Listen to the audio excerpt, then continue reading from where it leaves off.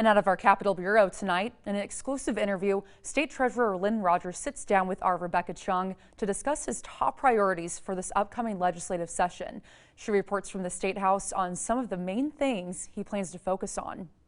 Well, right now, housing is a top priority. They're planning on introducing a bill that could lead to more affordable options for low-income families. And this is just one of the many issues we talked about, focusing on helping people recover from the financial impact of the pandemic. How's the pandemic sort of influenced the legislation that you're now crafting?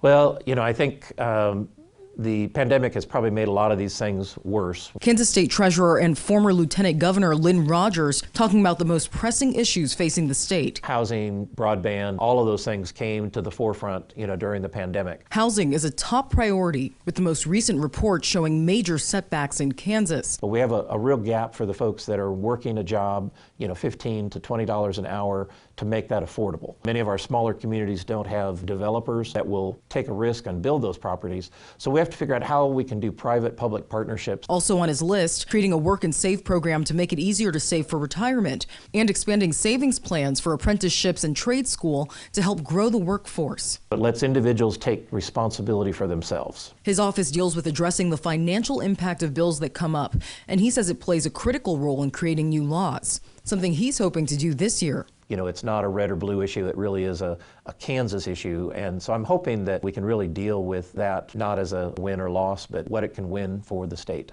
Now, he says the key is gaining support on both sides of the aisle, and they are making some changes to emphasize this. We'll have a full breakdown of that and those top issues online. At the Capitol, I'm Rebecca Chung.